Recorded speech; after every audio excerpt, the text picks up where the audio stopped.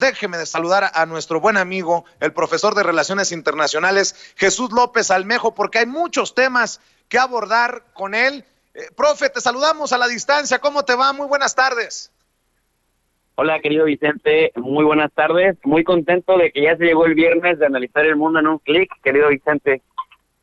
Oye, profe, antes de entrarle a otros temas, ¿qué cosas con Donald Trump, no? Cuando no anda acusando a México de ser el culpable de los problemas por el coronavirus en Estados Unidos, el Departamento de Estado impone estas restricciones de viaje a sus ciudadanos estadounidenses. De hecho, hoy le preguntan al presidente, el presidente decide no engancharse como creo que debe de ser, pero bueno, Donald Trump siendo Donald Trump, profe. Definitivamente, Vicente, hay que aclararle a la gente la razón principal de estas restricciones, y es porque en Estados Unidos, en apariencia, ya se descontroló el tema del coronavirus. Esto es bien importante porque ya estamos hablando de que confirmados hay aproximadamente 5 millones de personas. La tasa de letalidad ronda entre los 3.5 y 4.5 personas fallecidas, es decir, que de aquellos que se enferman y presentan los síntomas, se van a morir aproximadamente entre el 3.4 y el 4.5. Entonces estamos hablando de que a este momento, ya ahorita, tenemos entre 155,000 y 160,000 personas fallecidas. Esto te lo digo como cálculo así, porque aunque de pronto en las bases de datos aparecieran otras, por ejemplo de la Johns Hopkins University, la verdad es que lo que se va registrando ahí son los acumulados de 1 o 2 días atrás. Por lo tanto, la estimación es ya casi unos 160,000 personas muertas. Y pareciera que en Estados Unidos no pasa nada. La gente ya está en las playas, la gente está en los parques, salvo algunas ciudades de algunos estados. Las protestas no han dejado de suceder. La gente, algún sector muy importante de la población de Estados Unidos, pareciera que vive en la luna, pareciera que no entiende la dimensión y la magnitud del problema. Y a diferencia, Vicente, de entre el 18 y 23 de marzo del 2020, cuando Estados Unidos salió con sus más altas autoridades, en este caso Trump, el doctor Fauci, y todo el equipo de epidemiólogos que iban a enfrentar el reto, resulta que dijeron ahí que se iban a morir entre 100,000 y 240,000 personas. Y hay estudios, por ejemplo, de la Washington University o la Universidad de Washington que decían que para octubre ellos calculaban unos 200,000 fallecidos. Sin embargo, ¿con qué se está encontrando la realidad? No habían incorporado, Vicente, una variable que es la indiferencia del gobierno estadounidense para no solamente dejar pasar, sino para fomentar que se regresara a la vida cotidiana. Trump incluso está pugnando porque se hablan las escuelas y se vayan a las clases presenciales. Y esto, Vicente, ha acelerado tanto el número de contagios como también la posibilidad de que el número de muertes que se habían pronosticado hasta octubre se alcance ya a finales de agosto. Por lo tanto, ahora hay estudios, hay proyecciones que dicen que probablemente para el día de la elección, estamos hablando del 3 de noviembre, se estiman entre unos 320,000 y 380,000 personas fallecidas por coronavirus, si el gobierno de Estados Unidos no empieza a restringir la movilidad. Por eso sí tiene un contexto y un matiz muy importante. Pues mira nada más cómo son las cosas. Donald Trump metiéndose en problemas por todos lados. De hecho, fue el que dio idea de que había mano negra en la situación allá en Beirut, en el Líbano. Ahora Donald Trump también ya tomó la decisión de prohibir el TikTok de una empresa china en Estados Unidos. Muchos frentes abiertos, ¿no? Definitivamente ha abierto muchos frentes. Por eso que habíamos hablado, los números a 3 meses de la elección no se parecen a los de 2016, que si bien es cierto que la preferencia del voto general, del voto popular, prefería o estaba a favor de Hillary Clinton, lo cierto es que no había tanta diferencia en los estados bisagra que podían decantarse hacia un candidato u otro. Sin embargo, ya lo hemos analizado antes en Sin Censura, los números de Trump a 3 meses de la elección se parecen más a los de Jimmy Carter cuando se quería reelegir y a los del presidente Bush padre cuando se quería reelegir, que a los de aquellos presidentes que sí se reeligieron, como Obama o como Baby Bush, o como el mismo Ronald Reagan, que fueron muy exitosos, que ya para ese momento tenían una aceptación muchísimo mayor que la de Trump y tenían un rechazo muchísimo menor. La aceptación de Trump, Vicente, ronda los 40.1% y el nivel de rechazo ronda el 55%, cuando, por ejemplo, Obama se mantenía en 47%, tanto de rechazo como de aprobación, igual Bush. Entonces, Trump hace y deshace, dice y luego se retracta, y la verdad es que nada le ha funcionado para aumentar en las preferencias. Ahora, mucha gente que es pro Trump, y me sorprende la cantidad de latinos, sobre todo los de origen mexicano, que piensan que de Trump depende que metan a Felipe Calderón a la cárcel, nada más alejado de la verdad. Bueno, me sorprende mucho que sigan apoyando a Trump, a pesar de que hemos visto que raya incluso a veces en lo mitómano, porque de pronto ya sabemos, Vicente, que los políticos son muy mentirosos, aquí en China y en Estados Unidos y en el mundo en general. Pero ya sabemos que parte de esta mentira es un cálculo político. Pero lo que hace Trump es asombroso, ¿no? Trump es capaz hoy de jurar y perjurar una cosa y el día de mañana decir exactamente lo contrario, jurando que nunca ha dicho lo que había dicho el día anterior. En ese orden de ideas, pues, vemos a un Biden que tampoco es un mejor candidato, que de hecho es muy mal candidato, que va calladito, que dice o parte de la hipótesis de que mientras el enemigo comete errores, no lo distraigas. Y eso es lo que está haciendo Biden, no se está enganchando, no se ha desgastado, porque ya para estas alturas de la vida, Biden habría tenido muchas deficiencias, por ejemplo, hablando en público, en debates, en los grandes mítines, pues no habría mostrado la fuerza y la presteza que sí suele mostrar Trump. Trump se alimenta del escenario público, y bueno, en ese contexto, pues, le ha favorecido mucho a Joe Biden el hecho de que Trump esté cometiendo errores garrafales y de que incluso, Vicente, por ejemplo, el tema de Irán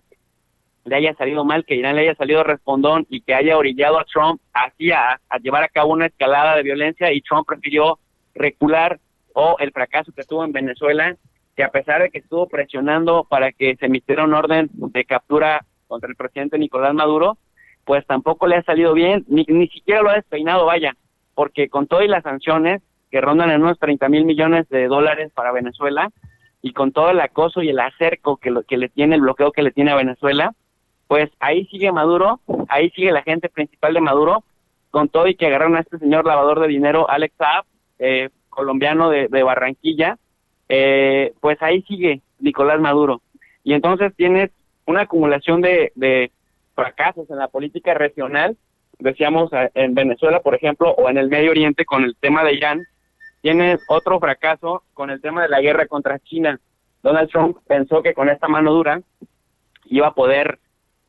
intimidar a China. China, con más cautela, con más calma, ha ido asumiendo poco a poco los efectos negativos de esta guerra, que ya va para 2 años, de esta guerra comercial, y sin embargo le ha respondido metiendo más empeño en el tema de la tecnología, sigue fortaleciendo su presencia en los mares, sigue invirtiendo en flotas navieras. China produce hasta el 38% de todos los barcos en el mundo, y Estados Unidos se sigue revolviendo de 2 maneras, Vicente. Y algo que le corresponde a Estados Unidos, en el tema del coronavirus, con un manejo muy irresponsable, tanto del gobierno federal, en este caso de Trump, como en los estados pro-Trump, y por otro lado, en que abre bastantes frentes de manera simultánea, y no ha logrado cerrar uno cuando ya abrió otro. En ese sentido, por eso también, si lo traemos a la realidad mexicana, por eso fue un acierto que el presidente López Obrador no se enganchara con Trump, porque es un ave de tempestades pasajeras, pero cada tempestad que abre puede ser letal ante la asimetría que tenemos frente a Estados Unidos. Esto ahora ya lo está sintiendo Justin Trudeau con el tema del impuesto que le ponen al acero. Y bueno, ya sabes que hoy Trudeau, de primer ministro de Canadá, que es ídolo aquí de todos tus colegas, Vicente, del periodismo, entre comillas, en México, ya sabes quién es. Resulta que está poniéndose ya el tú por tú con Estados Unidos, y esto, por supuesto, que acercándose a la campaña electoral, va a darle alimento a Donald Trump para poder construir un enemigo creíble. Y me parece que Canadá va a estar en el discurso electoral también de Estados Unidos. Profe, definitivamente va a estar en el discurso electoral, en el proceso, porque ya respondió también y respondió fuerte Canadá por los impuestos, los aranceles que está imponiendo Estados Unidos a Canadá. Canadá responde con aranceles de Canadá a Estados Unidos. Pero déjame cerrar este tema de Donald Trump y de Joe Biden preguntándote, ¿cómo ves esto es para despistados? Que a alguien se le haya ocurrido meter el tema de Felipe Calderón en el proceso electoral de Estados Unidos y cómo esto también le mete ruido del lado mexicano. Hazme tú el favor, si gana Biden, se salva Felipe Calderón. Si gana Trump, lo van a meter al bote. Como si dependiera de quién gana las elecciones para que el sistema judicial estadounidense aplique la ley. Me parece muy, por lo menos interesante analizar esto de a quién se le ocurriría y por qué se le ocurriría meter el tema de Felipe Calderón, Genaro García Luna, Luis Cárdenas Palomino, Pequeño García en este proceso electoral de Estados Unidos. Me parece primero hay que decirlo, me parece ridículo. Definitivamente ridículo, Vicente, porque por más politizada que sea la labor judicial en los países, en el mundo, es decir, que lo jurídico generalmente nunca va solo, siempre tiene un tinte por lo menos mínimamente político. Lo cierto es que algo que se le aplaude a Estados Unidos, a diferencia, por ejemplo, de los países en América Latina, es que los poderes corren de manera autónoma, que en ocasiones hay coincidencias entre ellos, pero que en la mayor parte de las veces hay una separación. Mira, tan es así, para la gente que sigue pensando esto que acabas de comentar, Vicente, pues el mismo tema de los Dreamers, ¿no? Tienes una corte, un tribunal supremo que es muy conservador, algunos de ellos, en algunos de estos jueces o de algunos de estos tenía Donald Trump mucha influencia y sin embargo para el tema de los Dreamers dijeron, hiciste las cosas mal Trump, con tu orden ejecutiva va para atrás. Entonces, cuando ya vemos una decisión de ese nivel que pudiera ser menos desgastante para la corte frente al presidente más problemático y conflictivo, te das cuenta que hay una separación real. Entonces, muchas de las cosas o muchos de los procesos que se siguen ni siquiera pasan por la Casa Blanca. Por lo tanto, es importante mencionarle a la gente que pensar que Donald Trump metería a la cárcel a fulano, a sotano o a perengano es quitarle fuerza a algo que sí se ha construido relativamente bien y que es justamente el hacer jurídico de las cosas que de alguna manera mantiene los equilibrios ante tanta corrupción, que sí la hay en todos lados, pero que a diferencia de México, el tema de la impunidad es más abiertamente conocida en países de América Latina y en el mismo México que en países como Estados Unidos, porque de que la haces la puedes hacer donde quieras, pero de que quedes impune, me parece que en Estados Unidos no vas a quedar tan fácilmente impune. Entonces, no, que la gente no se confunda, pues, que los niveles Exacto. de análisis tienen que ser en el plano doméstico, la separación de poderes en un país como Estados Unidos, igual como México, que además México tendría el deber de documentar y de activar su fiscalía y de que la fiscalía haga las cosas que le corresponden hacer, y después pensar también en términos de la relación bilateral México-Estados Unidos, no como una caricatura de blanco o negro, de una o dos cosas, de uno o dos temas, Vicente, sino como una relación compleja, seria, madura, histórica, que tiene varios temas en la mesa simultáneos y que no depende de uno o dos presidentes, porque hay cosas que trascienden los sexenios en México y los cuatrienios en Estados Unidos. Bueno, profe, a ver, que este planeta, que el hombre, que la mujer, en todos los rincones del mundo, no olvide un día como hoy. Cuando revisé mis efemérides, cuando revisé mi teléfono como lo hago todas las mañanas, pues no pude evitar casi llorar. Y a pesar de que no estuvimos ahí y que no somos de esos años, profe, el mundo no puede olvidar que se cumple un aniversario más de aquella trágica decisión de Estados Unidos de soltar las bombas nucleares en Hiroshima y Nagasaki. y en momentos en que estamos definiendo qué fue lo que pasó en Beirut, en el Líbano, porque también se habla incluso de la posibilidad de armas, no sé si nucleares, pues que el mundo no olvide, en un aniversario más, que no olvidemos que el hombre fue el peor enemigo del hombre, profe. Sí, mira, Vicente, qué bueno que lo comentas, porque yo la he denominado Little Boy, la bomba que cambió la política internacional.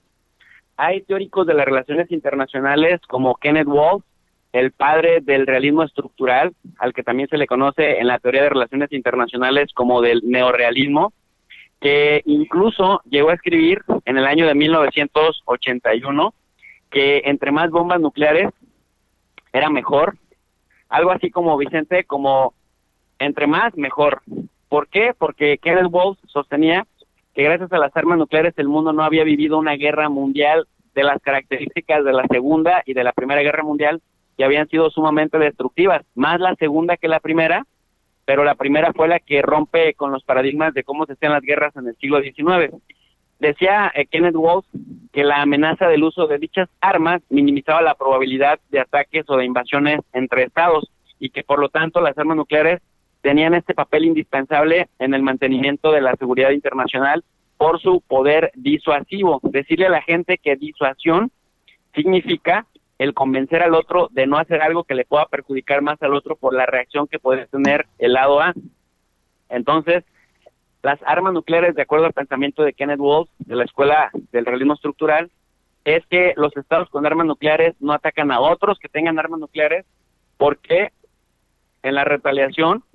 podría también salir afectada su casa. Entonces, no se muestra propensión a la autodestrucción, ya que al haber armas nucleares hay una baja probabilidad de llevar un ataque altamente destructivo a tu propia casa,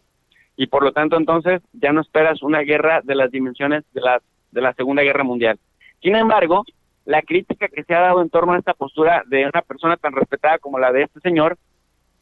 es porque, como hemos estado viendo en diferentes documentales que, como bien dices, todavía nos enchinan la piel, es justamente que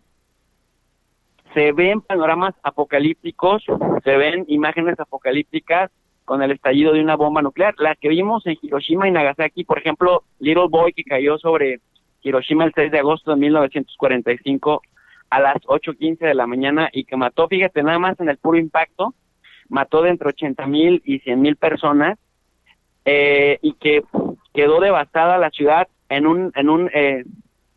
radio de unos 10 kilómetros cuadrados del punto cero de la explosión, y que además, Vicente, fíjate, esta explosión se sintió a 60 kilómetros de distancia, arrolló al 66% de los edificios de la ciudad, y pues más o menos unos 60,000 edificios quedaron convertidos en ceniza. Este escenario apocalíptico, a este escenario apocalíptico hay que sumarle que además las personas que quedaron vivas a la redonda, a estos a los que se les conoce como los Hibakusha o sobrevivientes, en los 5 años posteriores a los ataques aumentaron los casos de leucemia, y 10 años después de los bombarderos, muchos de estos sobrevivientes desarrollaron cáncer de tiroides, cáncer de seno, cáncer de pulmón, a una tasa superior de la normal. Y esto es bien importante señalarlo porque no solamente es el tema de los muertos, sino el tema de la radiación que queda en los lugares en donde sucede el acontecimiento años más tarde, que la gente se sigue muriendo de estas características que te menciono, y que hay imágenes verdaderamente temerarias que te enchinan la piel y que te dejan sin habla. A recordarle también a la gente, Vicente, que después de Little Boy, la segunda bomba que se avienta, que se arroja, es el 9 de agosto, o sea que tanto entre el 6 como el 9 de agosto, repensar la cuestión nuclear es muy importante, porque esto efectivamente le cambia la cara a las relaciones internacionales, porque aumenta la carrera armamentista, y al aumentar la carrera armamentista también se genera que otros países alcancen a desarrollar la fórmula de cómo enriquecer uranio, de cómo crear bombas de fisión y también de fusión termonuclear para poder disuadir al otro, es decir, enseñarle los dientes al otro y con ello evitar ataques directos entre potencias nucleares. Esta segunda bomba que se lanza sobre Nagasaki tiene una peculiaridad, querido Vicente, porque Fatman, hombre gordo, resulta que Nagasaki no estaba lista no estaba pues en la lista de objetivos prioritarios porque tiene una topografía accidentada y porque además pues había un campo de prisioneros de los aliados que tenían los japoneses, en donde había pues todos los amigos o aliados de Estados Unidos. Por lo tanto, era un blanco secundario. El objetivo era otra ciudad que tenía una planicie pues más clara, tenía además estaba en una zona industrial, una zona urbana con terrenos relativamente planos que se llama Kokura. Sin embargo, Kokura esa vez corrió con la buena suerte de que tenía mucha neblina, era muy difícil detectar en dónde pudiera maximizarse el efecto del ataque, y gracias a su mal clima, la ciudad de Kokura se salvó y decidieron los bombarderos estadounidenses alcanzar otra ciudad que tuviera más visibilidad. Recordemos que aunque la tecnología estaba avanzada para la época, no estaba tan avanzada como hoy en día, que a pesar de la nube se puede, o de la neblina y del clima feo, se puede navegar mejor. Por ello es que se desviaron justamente a la ciudad de Nagasaki, y aunque la bomba que se tiró, Fat Man, que se tiró en Nagasaki, tenía más poder que la bomba que se tiró en Hiroshima, el impacto fue un poco menor, si bien fue un gran impacto,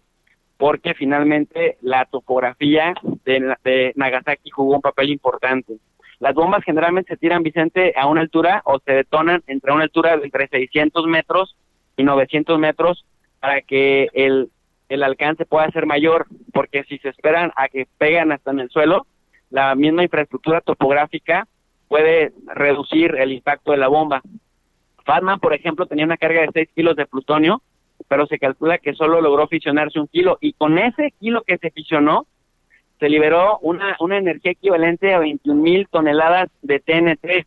de trinitotolueno, y nada más para que la gente sepa, 1 kilo de trinitotolueno podría bastar para detonar un carro. Ahora imagínate 21,000 toneladas, pues por eso tuvimos unas aproximadamente 50,000 personas que murieron nada más en el impacto, y se calcula que para finales de año, entre agosto y diciembre del año de 1945, la cifra total de víctimas pues ya alcanzó las 210,000 personas entre Hiroshima y Nagasaki. Sin embargo, lo que más se tiene que rescatar de esto, 1, el escenario apocalíptico después de los ataques; 2, que con ello en el momento sí se pudo derrotar a Japón, porque Japón se rindió inmediatamente el 2 de septiembre, y me acuerdo que también al emperador japonés Hirohito tuvo que dar una declaración en donde reconocía que no era una deidad, cambia la concepción del japonés que tenía acerca de su emperador. Y por otro lado, con este mensaje que se le manda a la entonces Unión Soviética, pues la Unión Soviética también activa sus luces y se ponen a construir un arma. La cosa es que entre el 49 y la década de los 50, Vicente, fue una época muy temeraria, porque todo el mundo se lanzó a conseguir bombas atómicas para disuadir al otro de no ser atacado. Pues, profe, seguro estoy que este tema lo seguirás abordando en tu canal de YouTube. ¿Por qué no cerramos invitando a todas las personas que nos apoyan en Sin Censura para que también respalden tu canal y sigan apostándole a medios independientes y alternativos? Así es, querido Vicente, muchas gracias. De hecho, ya tocamos el tema el día de ayer. Si la gente va al canal de Tu Profe de RI, ahí va a encontrar de manera detallada lo que pasó, el arsenal que tenemos. Nada más decirle a la gente, de 1986, que se tenían 70,000 ojivas nucleares ya listas para hacer la guerra nuclear, gracias a los tratados de no proliferación de armas nucleares, ya solamente tenemos 13,400. Entonces, ha habido un esfuerzo muy importante de la comunidad internacional por irse deshaciendo de manera segura de las armas nucleares, por lo que vimos en Hiroshima y Nagasaki, Vicente, que son bombas mini en comparación de la capacidad nuclear que ya se tiene hoy en día en Rusia, principalmente en China y en Estados Unidos. Así que si la gente quiere escuchar con más detalle esta reflexión, los invitamos al canal de Tu Profe de RI. Tu Profe de RI, RI significa Relaciones Internacionales, y también les invitamos a hacer la lectura que les dejamos en la descripción de cada video, querido Vicente. Profe, te mando un abrazo y como siempre agradecido por tu análisis, por tus comentarios, por tus opiniones. Saludos, querido Vicente, muchas gracias, feliz día. Igualmente, es el profe de Relaciones Internacionales, el profesor Jesús López Almejo, amigo de la casa, amigo de este servidor y amigo de Sin Censura.